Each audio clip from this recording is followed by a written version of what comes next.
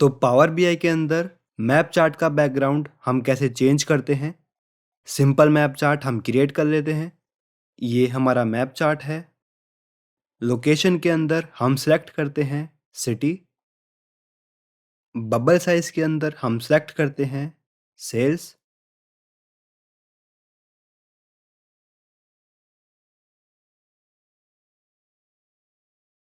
अब मैप का बैकग्राउंड हम चेंज करते हैं। एक तरीके से ये मैप का स्टाइल चेंज हो जाएगा। तो फॉर्मेट के ऊपर हम क्लिक करेंगे, मैप सेटिंग्स। यहाँ पर स्टाइल के अंदर अभी हमारा सिलेक्टेड है रोड। इसको हम चेंज कर कर सिलेक्ट करते हैं एरियल।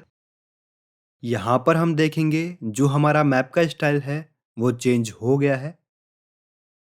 यहाँ पर हमको मैप के 3 स्टाइल और मिलते हैं, डार्क, लाइट और ग्रे स्केल। तो यहाँ पर अब आपको क्या करना है, मैप चार्ट आप क्रिएट करेंगे।